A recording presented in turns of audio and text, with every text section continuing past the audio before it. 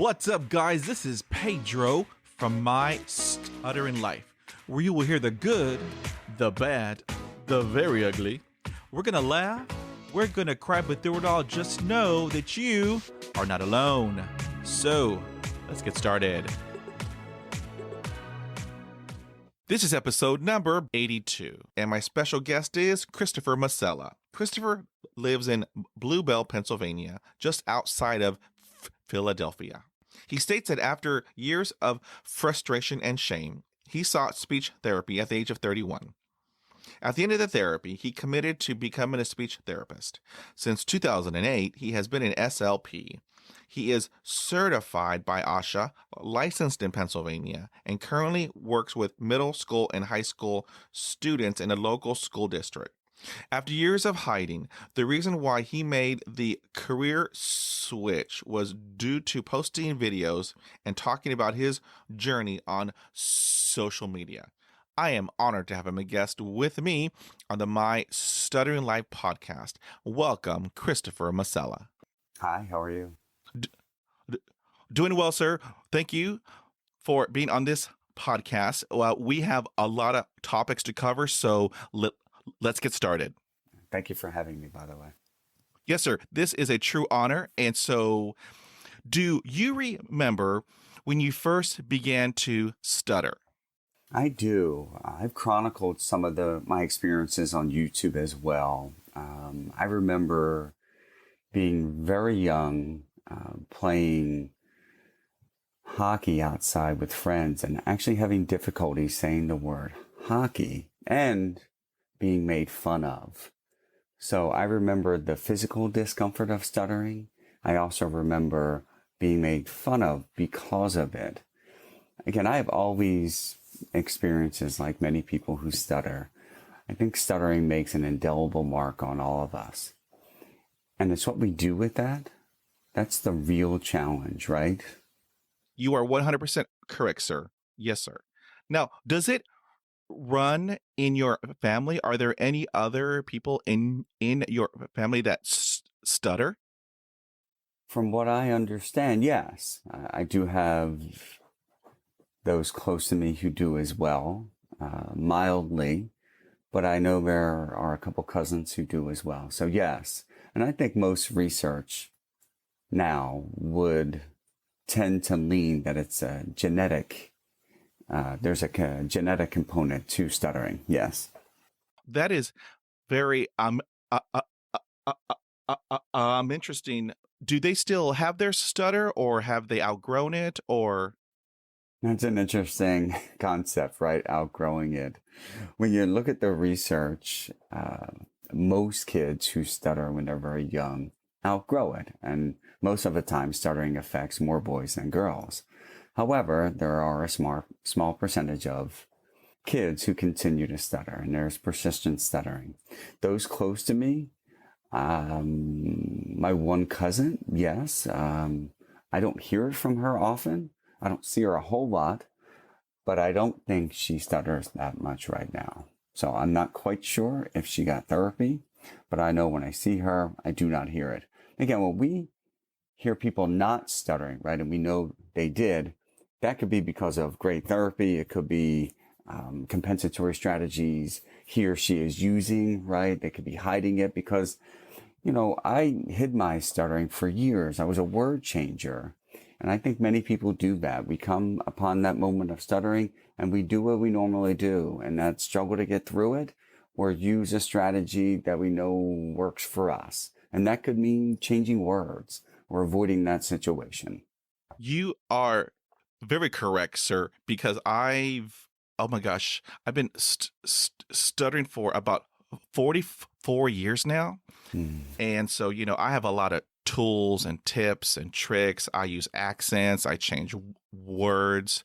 I do a lot of things to help me with the block. And to, backtrack a little bit, my mom stuttered as a child, but in her teenage years, she had told herself that she was done with it. And at the age of, I believe it was 14, 15, she stopped. She just told herself, "That's it. I'm done." Wow. And and she stopped. Now here is the head scratcher. My stutter was caused by a dog attack at the age of 5. Pre dog attack, I had, quote unquote, normal speech. But post dog attack, I couldn't speak for like a year after the dog attack. And when I did speak, that's when the stutter had come about. And that's when my parents put me in speech therapy. I'm all through school. Now I keep going over it. I'm in my head. Was I predestined to have the stutter because my mom had it, or did the dog attack make it come earlier? I mean, there are a lot of what ifs regarding stuttering. I think there can be many triggers, right? And most research leads to a genetic component. So because your mom stutters, does that necessarily mean that you're going to? No. But could there be another trigger? Sure. We all see tense situations, right? They can exacerbate stuttering. And yours sounds like that one event triggered it for you.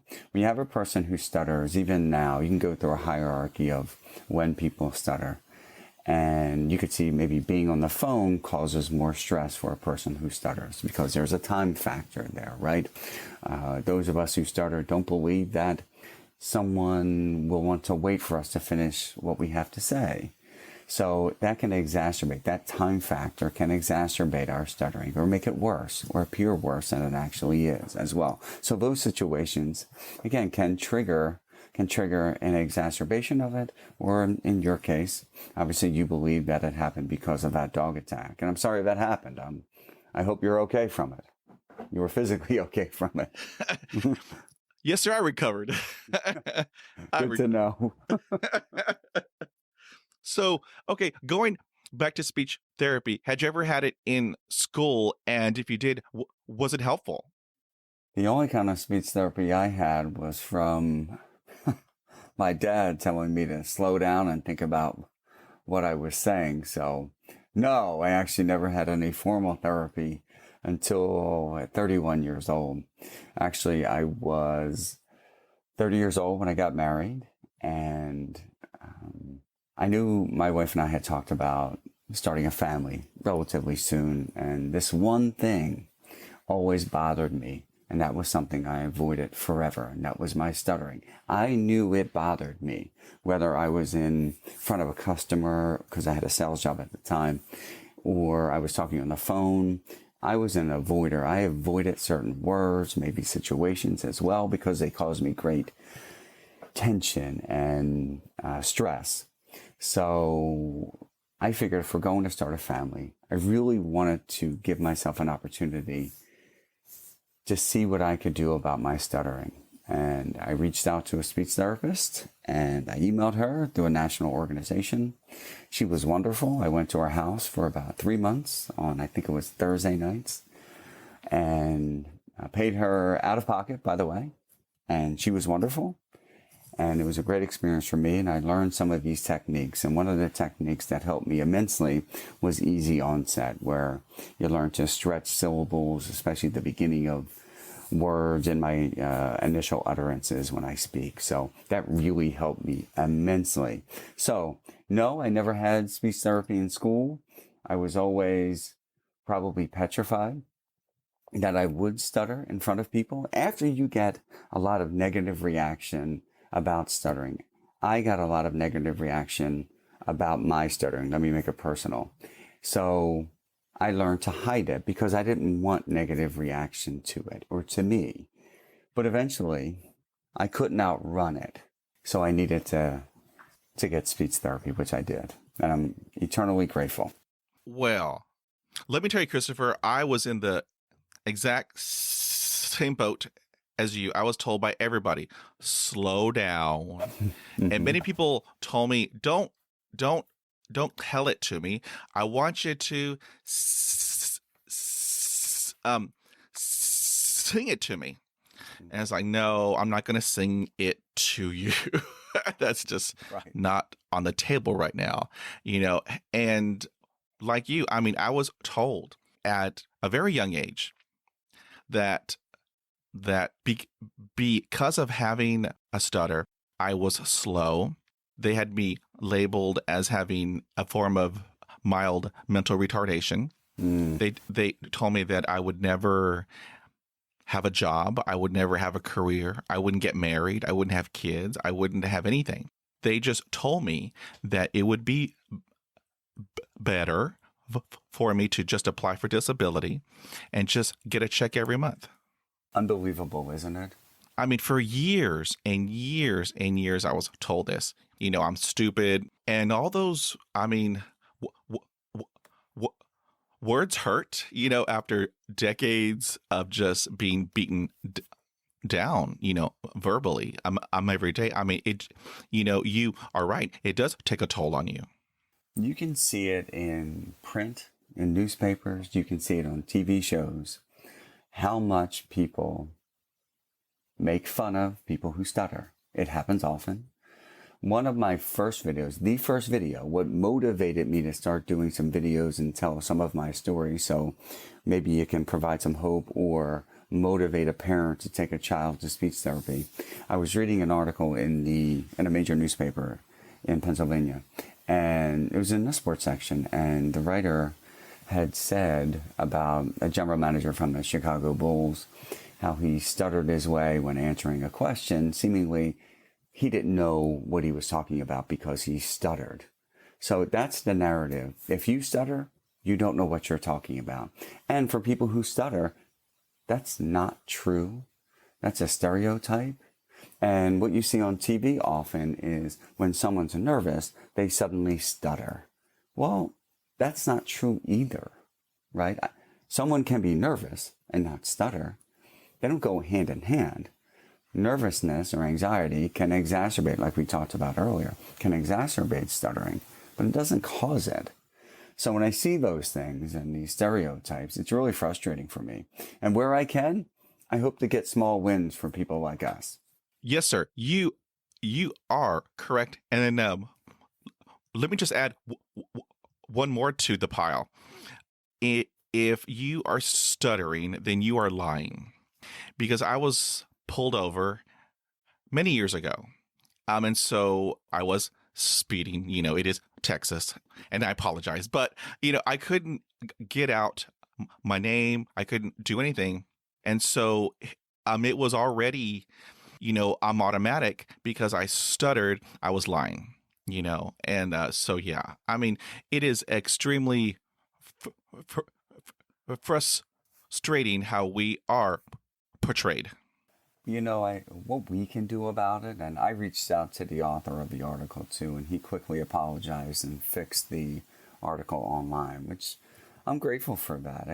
Some of these stereotypes you have to call out, right?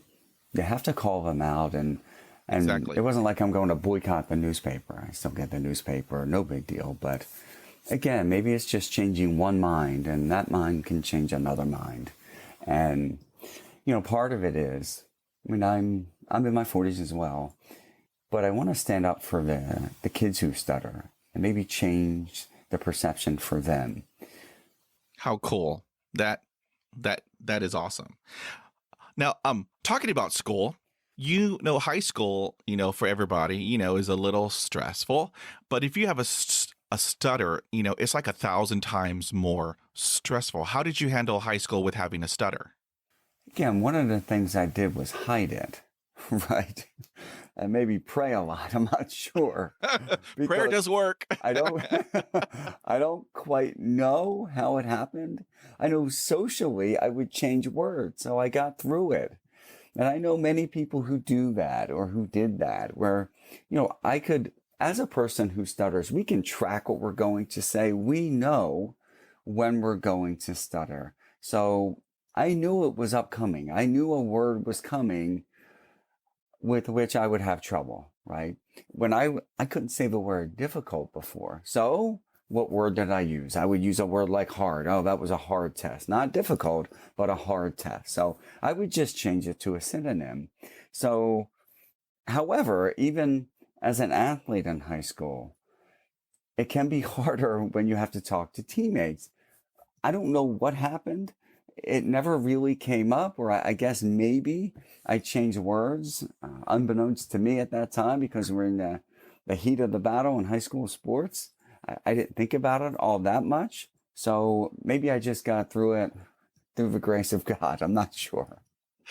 We have to pull on a lot of tools from our tool belt to help us get through the day, the hour, the minute. Because, True. like you, when I'm talking to a person, I am doing extreme multitasking. As I am speaking, I am already in my head thinking of all of the words that are coming down the pike. And so the ones which are the hardest for me to pronounce in my head, I change out the words for easy words as I'm still having the conversation. And when I'm done, I'm exhausted. That's interesting you say that, because, again, when I was 31, many years ago, I met with the speech therapist, and I told her I was doing exactly that. I said, I'm just changing words. We had talked, our initial conversation. She had emailed me. We exchanged emails a couple of times, and she said, you can call me or email me, whatever you're more comfortable with. And I'm like, oh my God, she doesn't think I can speak on a phone. I do it every day, blah, blah, blah. So we had right. I'm insulted that I reached out to her. Welcome to my world. Right. I'm like, what? So I call her, and we spoke for a few minutes, and I was fluent only because I changed words. And she said, Chris, how do you know you stutter? I said, well, I just changed 3 words there. So she said, oh, God, okay. And she said, aren't you exhausted from doing that? I said, now that you bring it up, yes, I am. That's why I'm coming to you. I'm tired of it. I don't want to do it anymore. And I don't know how therapy is going to go, but I'm going to give it my best effort. But I'm tired of changing words. That was it. See, and from the time that you wake up until the time that you get home, I can only talk for me, but my body is tense all day long. My muscles are tense. Everything is tense. I'm blocking. I'm repeating words. I'm breathing like crazy. And so when I get home at 5 o'clock, I don't want to talk to nobody. I want to just sit on the couch in the darkness and pray for the next day. Right. What do I think about that? It takes a lot of work for people who stutter. And for those to work on those techniques and to not overcome stuttering, but handle those moments of stuttering better, it takes a lot of diligence and work to do it. So when I was going through therapy, I worked on it constantly. And I remember my wife asking me, she would hear me reading aloud or talking to myself, because I did a lot of self-talk, because that was some of the homework I had, to talk to self-talk for 5 minutes a day. I would do it twice a day, when I woke up, at night, or whenever I wanted, really. And she would just ask me, are you practicing again? And I would say, yes. Because being a person who stutters, stuttering consumes us to a certain point. And I used to think stuttering was such a curse. Now, I look at it as a blessing. Because at this time, my job, because of my experience with that speech therapist, because of what she taught me, I became a speech therapist. So I look to help other people, or to make that impact that she had on me. At the end of our therapy sessions, when she dismissed me, which I thought was too early, by the way. Apparently it wasn't. She said, well, you're ready now, Chris. You're ready. I said, are you sure? She said, yeah, just do some warm up in the morning. No problem. I can do that. And I said, I think I want to do what you do. And that's what happened to me. And that's Wow. why I do what I do right now. How And cool. part of the doing videos is to get that out there in some way. Most of us, I hate to say it, almost ashamed of my stuttering. Oh gosh. And I'm Yeah. 48. Oh, And if somebody would have told me would have asked me at 38 or 36, whenever I graduated with my master's degree in speech, would have said, why are you becoming a speech therapist? I don't know that I would have said because I'm a person who stuttered. It's only now where I kind of came out to people like, yes, this is my issue. I post stuff on social media now, and I posted one of my videos on Facebook, and my friends were great about it. They had no idea. So I really want to do more or make more of an impact, and that's why I'm talking to you as well. So see, and that is so awesome, Chris, because you hit it right on the nose. For decades, I had shame and guilt. I mean, and fear. I mean, fear controlled everything for over 3 decades. It controlled everything until that one day, when I turned 40 years old, that was it. That was it. I told myself, I'm done. No longer will I fight you. I'm going to embrace you. And it was just amazing because all of the guilt I had, all of the shame that I had, I mean, it just lifted. I mean, and from that day onward, if there were people mocking me, oh well, that's on you, because hurt people. But as for Pedro, I could care less if you are laughing at me or teasing me because I love Pedro. Pedro is awesome. And from that point on, I mean, I kid you not, it was a whole new world. It was a whole new world. And then you were bringing up practicing. This is hard work. Let me tell you, people don't know how hard that we work because I read out loud every single day for 10 minutes. I do mindful meditation every day for 10 minutes. Plus, I do belly breathing, the diaphragmatic breathing. So I do that every single day for me because I love Pedro. And people don't know what's easiest for them is extremely difficult for us. For example, the telephone. I was deathly terrified of the telephone until one day I bought one off of eBay. And so I practiced. I drew from my theater background, my acting background. I would pretend that it would ring, bring, and then I would answer it. So I did this every day for months and months and months. And then I would practice making phone calls.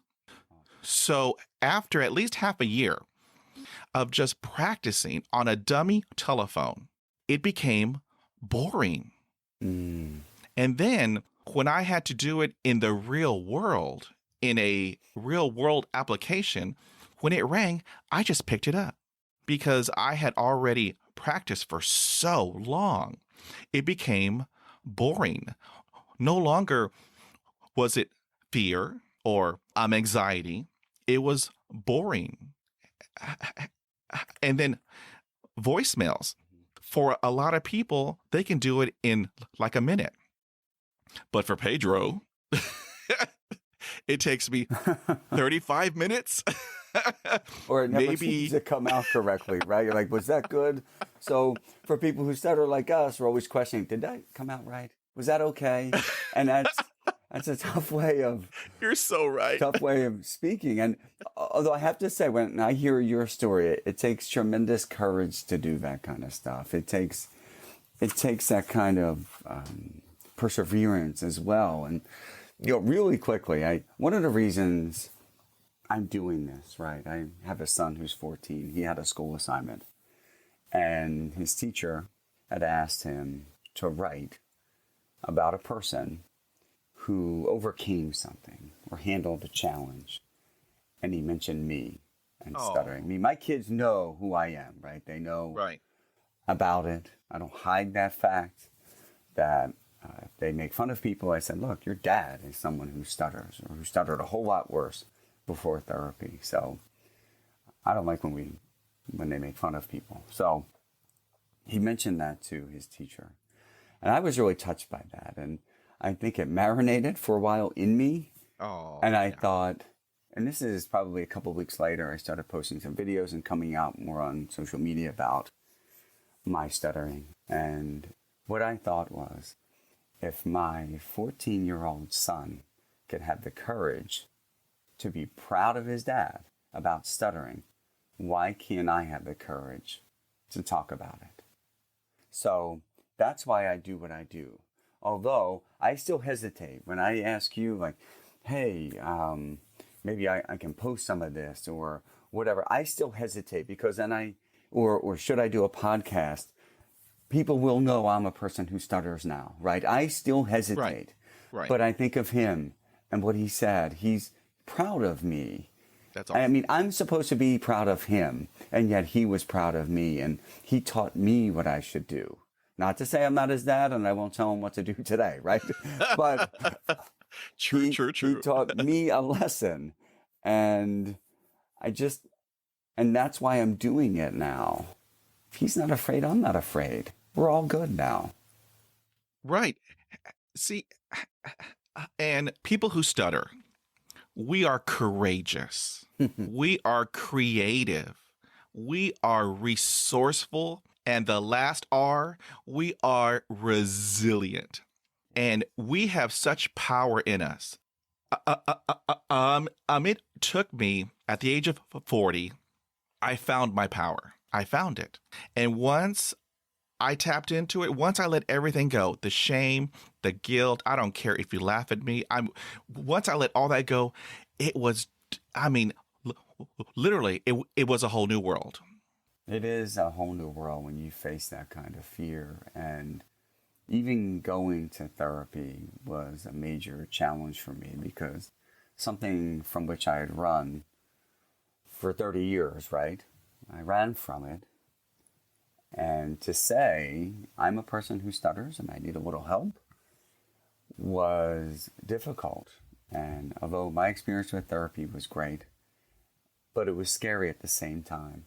I remember driving home from my first therapy session and I called my wife and I just said, hey, I almost choked up because I felt like I did because I said, I think she can help me. I've never faced this before, but I think she can help. You see, she provided hope for me. And along the way, I asked that question a lot. I even said, listen, if I only stutter on this sound, it's still a win for me. She still helped me. I'm incredibly appreciative. And I could walk away today and say how much she helped me. So it can be a major challenge facing that. And then it could be a gift. I mean, going to her and admitting it to myself, first of all, that I needed some help was a challenge. And now it's a major gift to me. And it's something where I'd like to impact others with that as well. That gift to help people maybe speak a little bit more fluently. How cool. Ooh, that was awesome. Sorry. Okay, so do you have any advice for parents and teachers with regards to children who stutter? Yeah, I mean, one of the biggest things parents can do and teachers is obviously if extra time is needed, then you should give students and your children extra time and try not to finish what they're saying. And one of the more frustrating things for a student or person is to have someone else finish your thoughts, right? I mean, we all want to finish what we say. The other thing is be patient with that speaker who stutters. That person who stutters obviously knows, right, that he or she is stuttering and just wants that extra time if needed, right? And the other thing, speaking about time, I think telling a person to take your time or think about what you're saying is counterproductive. Exactly. Right? You don't need to say that at all. Just slowing down is not a technique. Okay? For everyone out there who is listening to me. Exactly. And for speech therapists who are saying that is not correct. I watch videos all the time about some therapy techniques and all that. And I actually, on social media, I see a lot of things out there from people, A, who aren't licensed, B, who aren't certified through ASHA. I see all that, and I want to tell people, don't buy the book, right? You want to take your son or daughter to a certified speech therapist, a certified speech pathologist, who may or may not have that much experience with stuttering. So my experience with the therapist, the one question that cropped up in my head, I don't know if it crops up in your head, is, does she know how I feel? Does she know what I'm going through right now? Exactly. And does it matter if she's a person who stutters or if she's not? Does it matter? And I asked my therapist that, and she said no. However, I did not discount her. She came back and said, Chris, I've worked with so many people who stuttered, and you can do amazing things here. So no, I don't know firsthand, but I've worked with a lot who have stuttered. So I stuck with her, and it was the greatest thing I ever did. So to parents, you have to look for someone, not necessarily a person who stutters, but you should look for somebody who is certified. And please stay away from I hate to say it, the quacks, right? Please stay away from people like that. Right, because they are out there in droves, and so I mean, I can't tell you how many emails I get. Do this and it will cure your stutter, and do that and in 5 minutes your stutter will be gone. I mean, there is no cure. There is stuttering, by the way. Right. Granted, I did do voodoo in my 20s because I had heard that everybody was doing it. Everybody was doing it, yeah, and that it was going to be helpful. But unfortunately, after she had the rooster claw over my head and cracked an egg into a glass of water, and I thought I was all cured. And then, as I gave her the money and left, and then had to go do something, guess what? Right. Voodoo does not work. No, again, one of the reasons, just to reiterate, that I'm doing more is to encourage parents to get their children some help. Did my parents? No. I don't know if they knew any better, though, in the 70s and maybe early 80s. I'm not sure they did. Right. So can I hold them accountable for that? I don't know. I doubt it. But now there are so many resources. There are resources in school. I work in a middle school and high school. There are so many resources out there. I would recommend, if you noticed your son or daughter stuttering at a young age, that's when it's time for therapy. And many therapists may not be as comfortable working with a child who stutters. So try to find another one.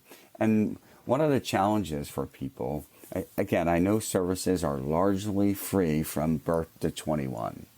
And if you want extra therapy, a major barrier is money. The cost of therapy. To pay for a therapist is expensive. What do we do about that? I'm not sure. I'm not quite sure. That is a challenge for parents. It's a challenge for therapists. I mean, if you look at insurance rates and reimbursement rates, it becomes a major challenge to provide that kind of service.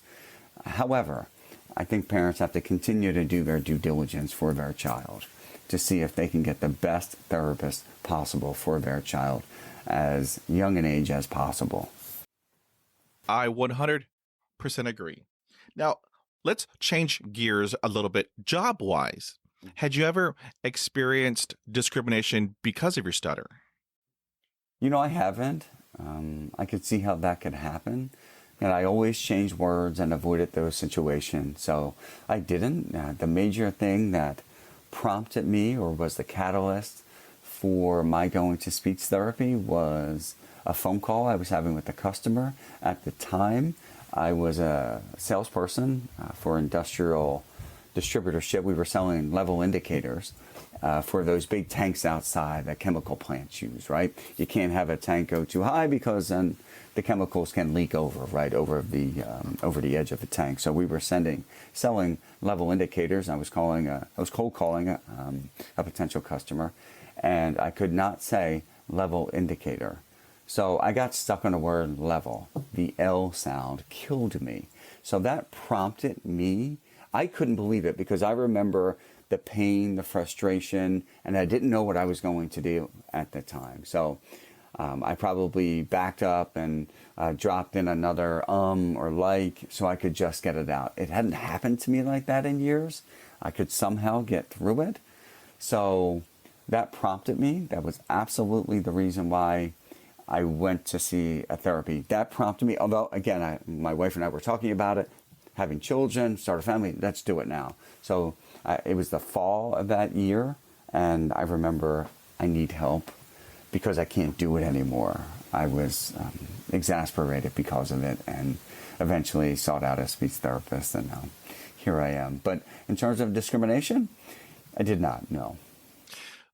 What about job interviews? How did you handle job interviews? Because for a lot of people, they are stressful, but for people who stutter, it's like a million times more difficult. How did you handle job interviews with having a stutter? That's interesting because I don't know what comes first. And I've thought about this for a long time, the anxiety about an interview, or stuttering in an interview, or why am I so stressed? Is it because I may stutter? Is it because I do stutter? I don't really admit it. Am I so stressed because I once stuttered more than I do? So I've had some horrible experiences interviewing. I have, in jobs I really wanted. So, I mean, horrible experiences, getting really flush and all that. So I don't know. I've been there, Chris. Yeah, but I don't know if it's just my anxiety, right? Or was it stuttering that's been ingrained in me, that when you're put on the spot, you may stutter. Let me make it personal. I may stutter. Now, when that's a learned behavior, right? And then when I did more interviews or felt like the spotlight was on me, was it because I learned that previously? Or was I just nervous about the interview? I wasn't sure, and I'm not sure. So, and I'm not sure it needs more of a deep dive, by the way. But I try to. I think we can move on, Chris. Right. You realize I've done a deep dive in this, right? Yes, so sir. I don't know that we're in deep. Yeah. So I don't know. However, I really do try to be as calm as possible and try to ride that wave when I'm in an interview or when a spotlight's on. I mean, we've all had those horrible job interviews. There were many where I just hyperventilated and they would give me a paper bag to breathe in. There were times when there was a telephone interview and I have a hard time with my H's. And so when I would call in, they would just hear this and they would hang up. And so, that was back in the day. Nowadays, now that I'm older, learned a great deal. I'm still learning. I just disclose. I tell everybody. I mean, I tell the person at Starbucks. I tell the person at, wherever that I am, because like what you were talking about previously, I'm all about education. The more they know, the better equipped they are to handle the next person who has a stutter, because like what I was talking about previously, all those tools and tricks that we have in my toolbox. For example, at Starbucks, I could never say Pedro.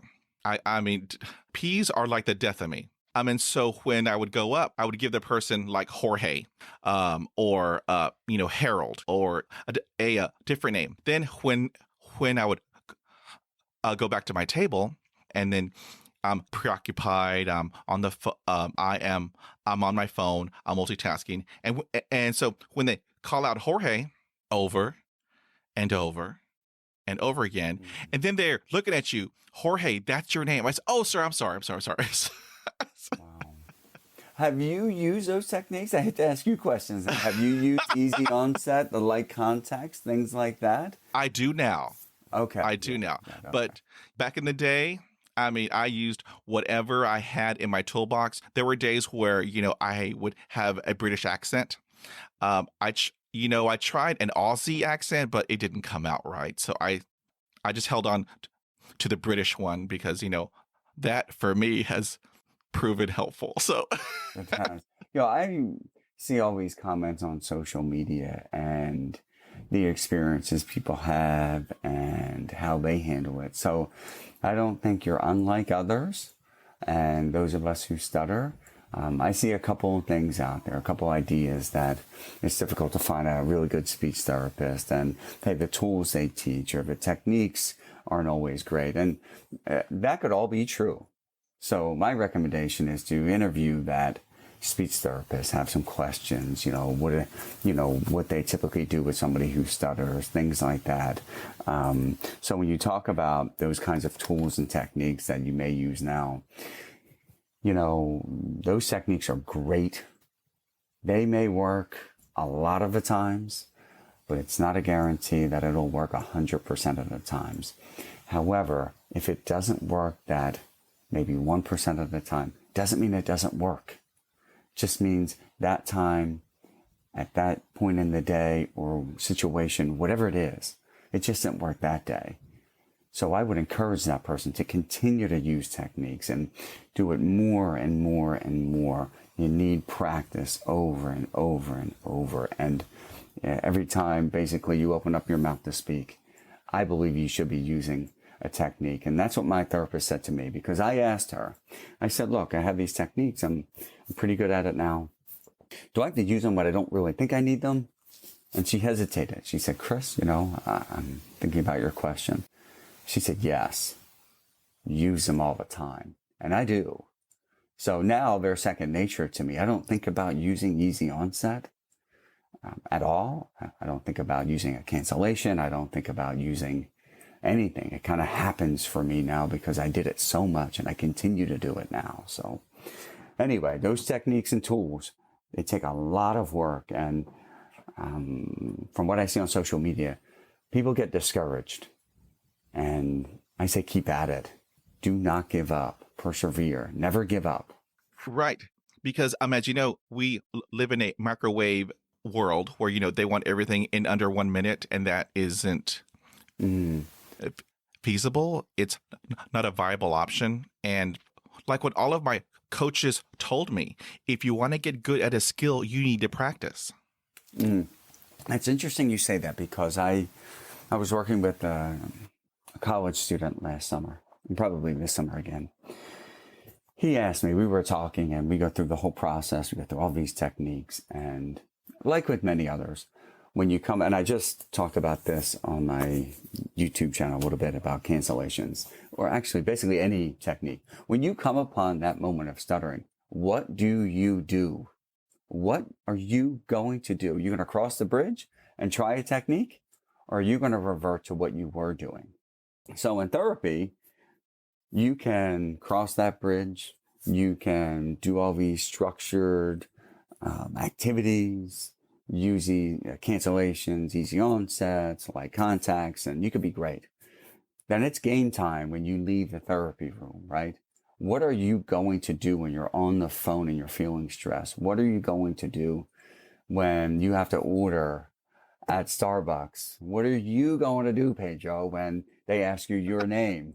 What are you going to do? My heart will not stop. Revert, right? If you're going to revert to where you're comfortable, because you can stay where you are, right? You can stay right there, plant it 2 feet on the ground and say, I'm comfortable here. You're actually not. You're stuttering. You may not like it.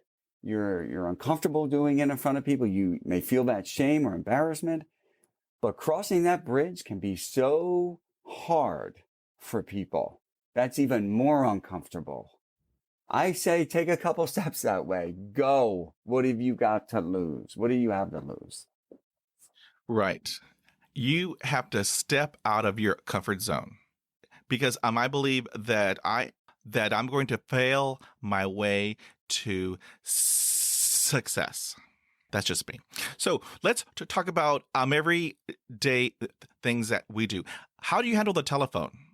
Telephone, like I said, I'm blessed right now. I worked really hard at being more fluent. It does not create as much stress for me at this time. So I enjoy talking on the phone now.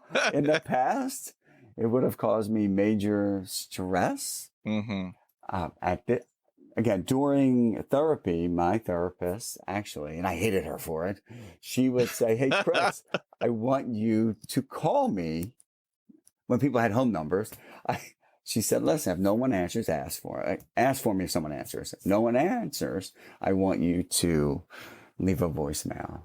So I'm like, oh my God, I hate her. I actually have to call her. So I did it, and she didn't pick up. I left a voicemail. And then, even for work and things like that, again, my major catalyst was stumbling on the phone or having that block, and that caused me to go to therapy. So the phone right now is okay. But during therapy, she would give me some activities like, hey, I want you to call someone and stay on the phone for 5 minutes or whatever. So I did. So like you, I practice. And I'm calling random people just to talk.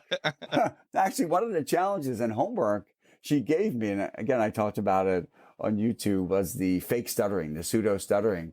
The first session, she said, by your second session, I want you to fake stutter 3 times a day. So I'm going into retail stores, and I'm fake stuttering looking for like shampoo.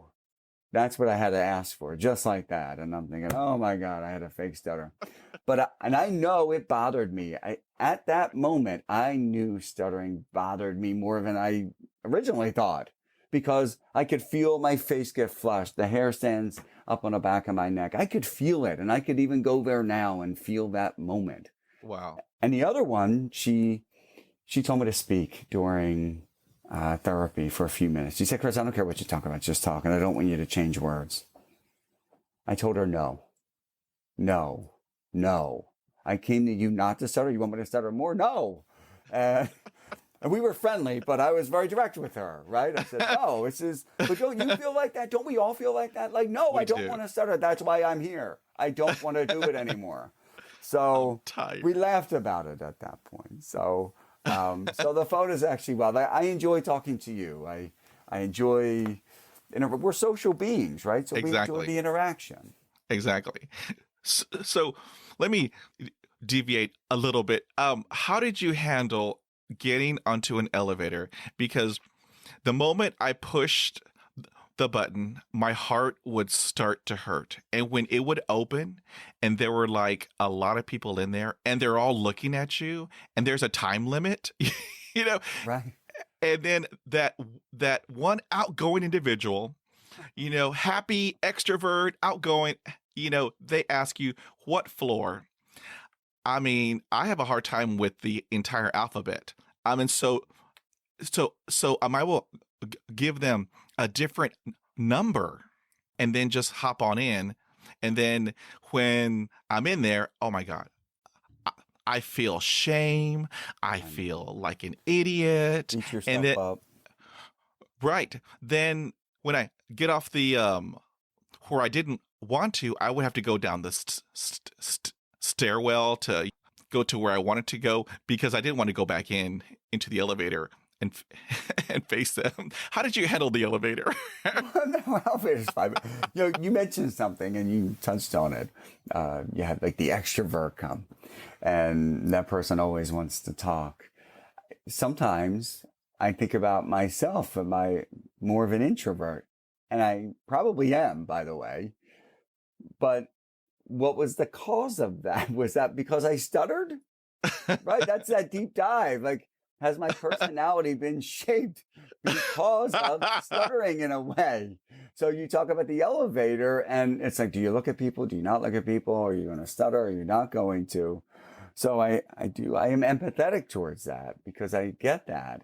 Even now, right? If we're at a store, it can happen, right? Whether that moment comes up where, are you going to stutter? And I do hear that from some people with whom I work. So, but when you say that about being an introvert and extrovert, well, I wonder the element of stuttering and how that affects our personality largely. So I do think about that sometimes. Now that we're in this pandemic, pre-pandemic, how did you handle restaurants? Did you have difficulty ordering on the menu? How did you handle restaurants? Well, again, I would change words. I think anytime that compensatory strategy, and I talked about it with my therapist at the time, that compensatory strategy, changing words, as she told me, is actually a moment of stuttering. You may not be stuttering on that word or that synonym that you used, but at that moment, that is a moment of stuttering. So I do not change words now. One gift she gave me, or the tools to get to this gift, is to say what I want when I want to say it. So I do that now. In the past, though, there's no question if I were at a restaurant, I may try to order something differently, right? Or maybe get a different drink if I wanted a Coke or Pepsi, whatever it was. I try to find something different. So I was the king of changing words. I do not do it anymore, though. I want to say what I want to say. And we talk about therapy, and anybody I work with now, that is really the point, to help someone get to that point, to say what he or she wants when he or she wants to say it, and using those techniques to get through it. So that's always the goal, or make it easier to get through. Doesn't mean not stutter, by the way, all the time. It just means to make it easier. Right. Thankfully, now there are many restaurants who have pictures, of the food. And so when I'm having a not so good day, I just point. I want that. So. I understand. It makes it so much easier. Well, I'm sure people do that. I'm sure that's the way it happens, right? And right. Because there's so much social pressure, or as we talked about, people who stutter feel that it's a social cue. People get made fun of because they stutter, unfortunately. Right. Now, do you think that it's important to have a thick skin as a person who stutters? Yeah, I do. Again, I go on social media and I see all those comments about others, and they talk about their experiences. And one question arose about therapy. Does therapy address that emotional piece about stuttering, right? That shame, that guilt. And yeah, it can. I mean, if there are real deep issues, emotional issues with a person, that's best with a psychiatrist or psychologist, right? But some of the other issues about, feeling ashamed, or you need to be desensitized to stuttering by fake stuttering, where you don't feel as badly about it, those things can be addressed in stuttering. They can be in therapy. So, I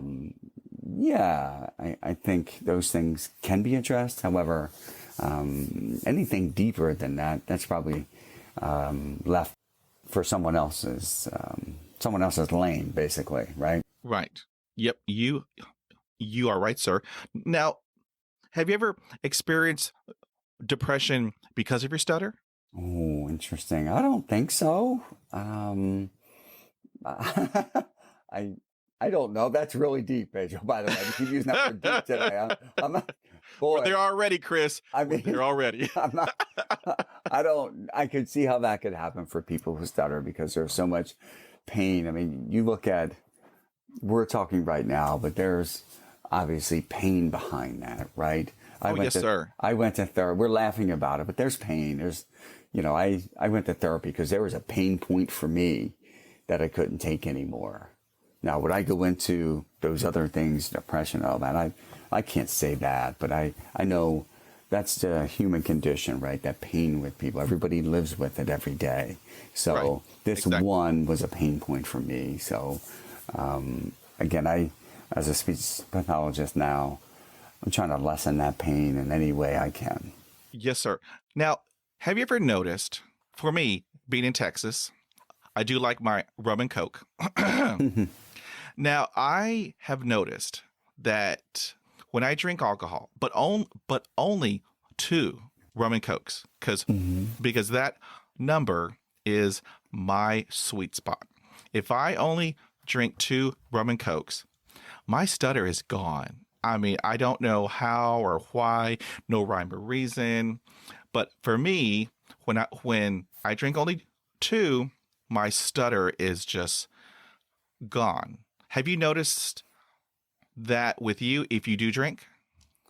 Number one, I don't drink, but for you, I would suspect that it would be because you're more relaxed, probably physiologically, right? All over your body, alcohol, that's what it does, right? Can be more relaxed. So therefore, your ability to speak and your pressure points there when we have too much tension when we speak, whether that's in our throat or larynx or your other articulators, are more relaxed at that point. So I used to notice pre-therapy, before I went to therapy, that if it were later on at night and I was on the phone, maybe 10:30, 11 o'clock, I didn't stutter. I felt really relaxed and everything else was moving fairly well because I was tired, basically. So I was more relaxed. Yeah.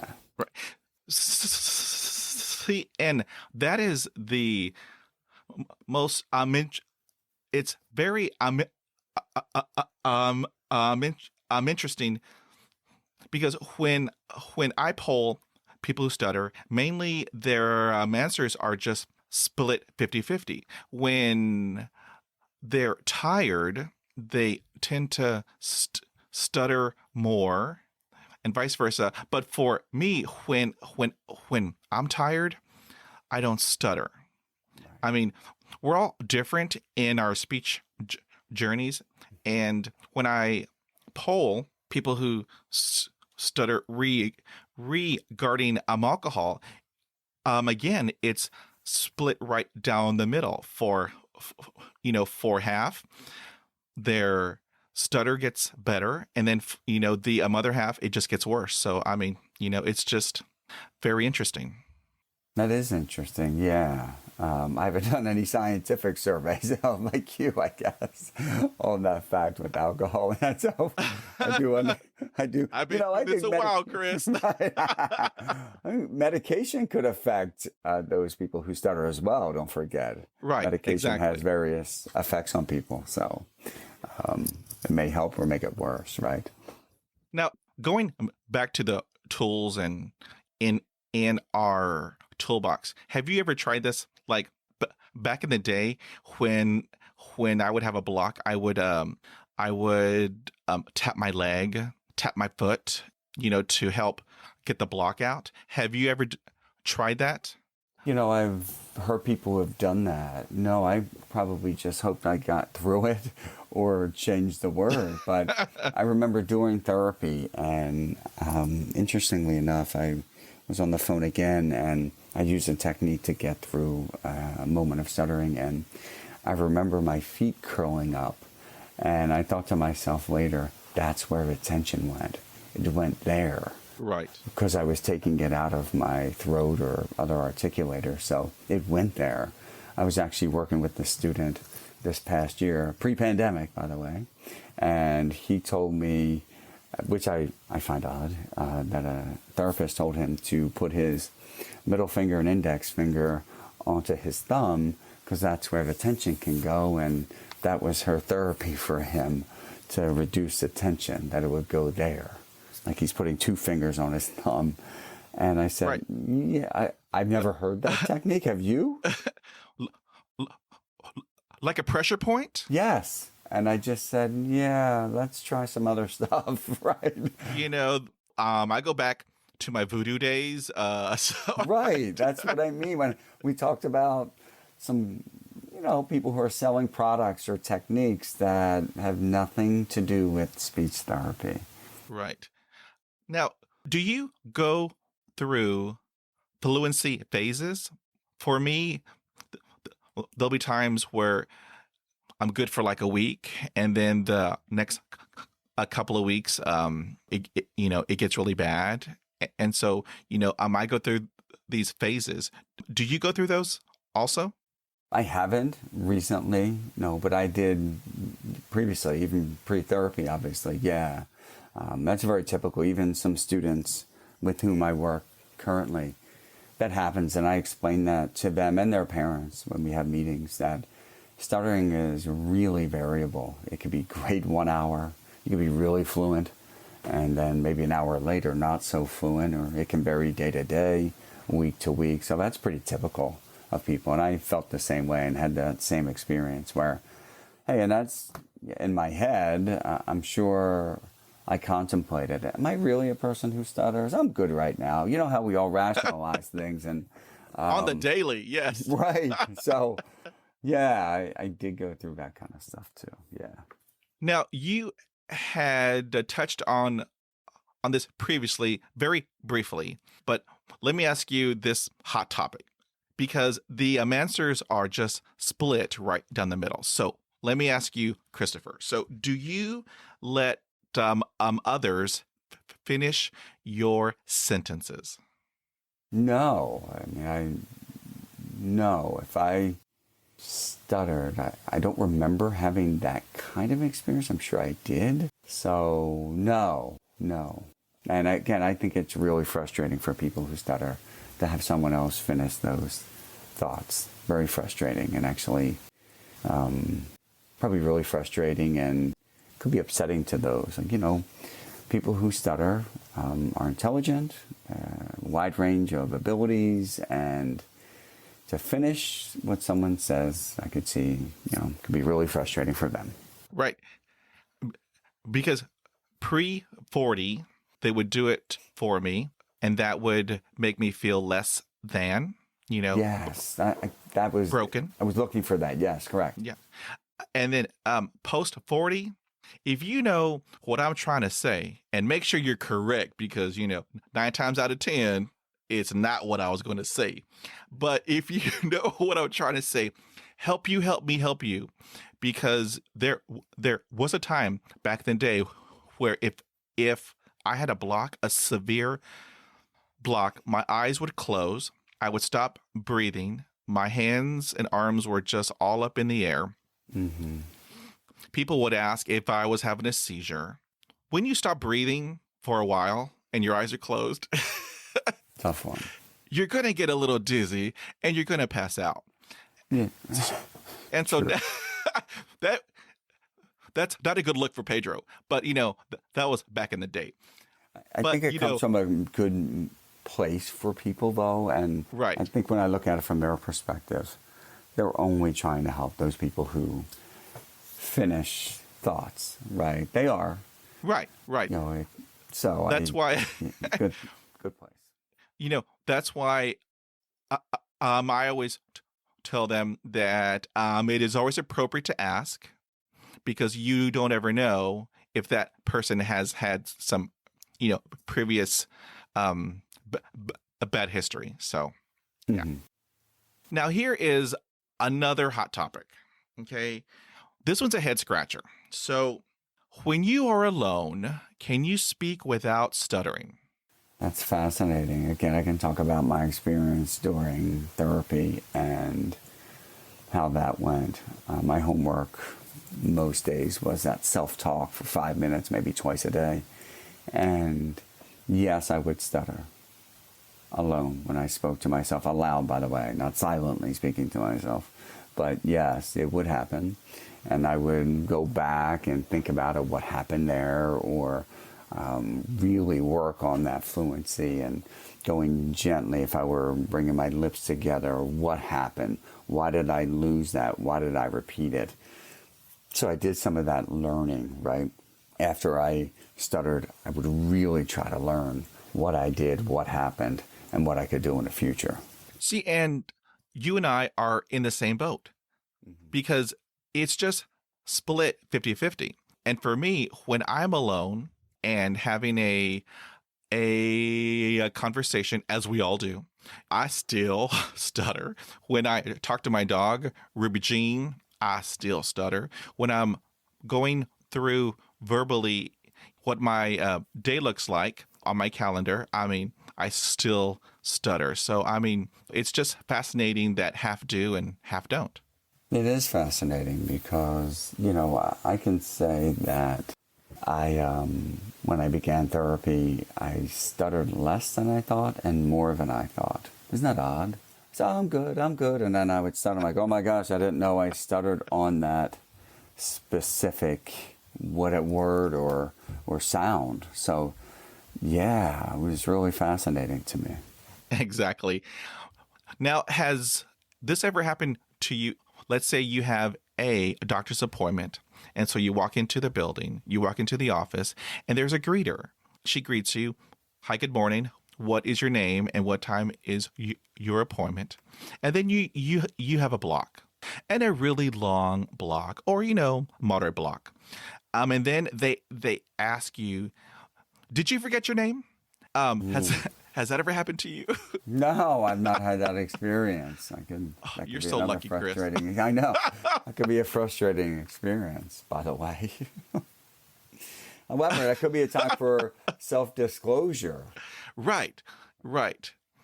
That is the best time to educate, because I can tell you, I mean, if I had a quarter for every time, I would have like 20 Teslas in my driveway, because that would happen to me a lot. And that's when I choose to disclose, and that's when I educate. And so that way, for the next time that they encounter a person who has a speech impediment, they will be better prepared for the next person.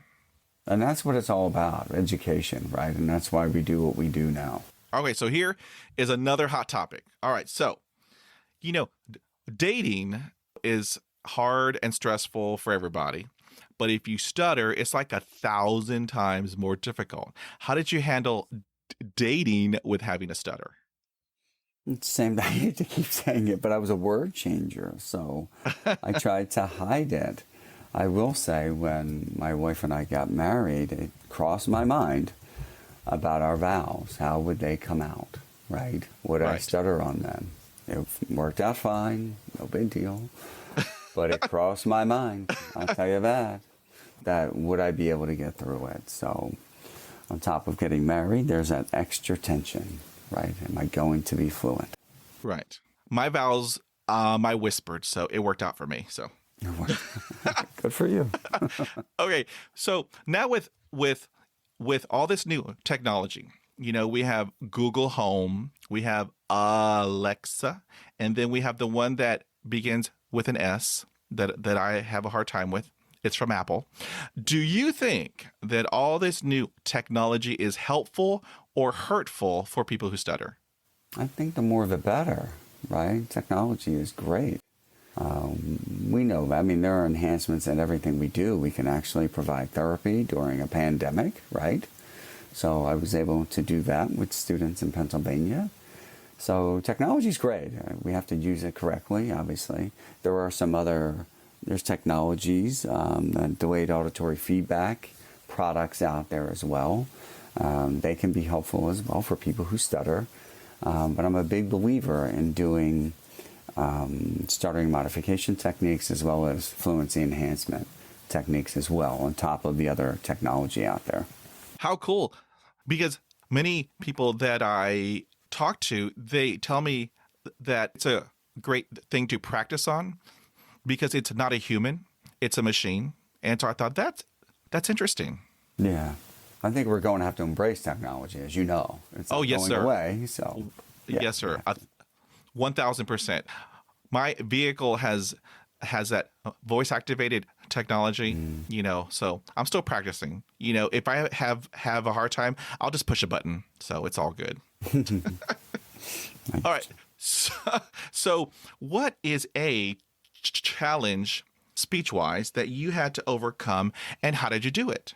Challenge in terms of speech. In terms of techniques? Using the techniques, that was the major challenge. Just learning techniques and to be diligent in using them daily and often. And that was my biggest challenge.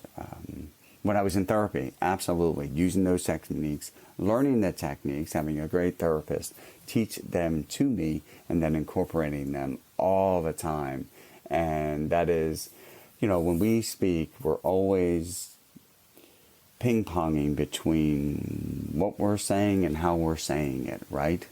So we're always thinking about that, what we're saying, how we're saying it, how's it coming out, for a person who stutters, right, and using techniques. So that's the biggest challenge, and I think for a lot of people who stutter, and I see that with students, it's knowing when to apply techniques, and I say all the time, but again, how we're saying things and what we're saying. Right. Yeah, I wholeheartedly agree with you. And so what has stuttering taught you? Wow. More about myself, right? I mean... Exactly, yeah. The pain point in me, it was a major pain point. I'm trying to make more of an impact, talking to you, posting videos. I'm a speech pathologist, so it's given me an avenue to try to help give voice to others. So that's one of the greatest things we can do, obviously, is to give voice to other people. How cool. Now, what advice would you give to another person who stutters? Don't give up. Find that speech therapist where there's a connection, and learn those techniques. Do them all the time. Don't give up. When you fall down or when you're not as fluent one day, get back up and continue to use those techniques, right? Get back up on that horse again. Exactly. That's what we have to do. I mean, there's no option. Right. Life goes on. Yes. And it's cruel. It can be hard, and there are it's very cruel. And you need to persevere. That's the only option. Exactly. So if you had the opportunity to give the world insight about stuttering, what message would you convey to the world? Just like other people, we should treat others with the respect and dignity they deserve, right? And that's across the spectrum. That's probably the biggest message, to treat other people with dignity and respect. Right. Exactly. So, Christopher, I want to thank you for hanging out with me today. This has been truly an awesome conversation. And so I believe that there's healing in sharing. And so I would like to thank you for being a guest on this podcast. And I have some awesome listeners. They are global.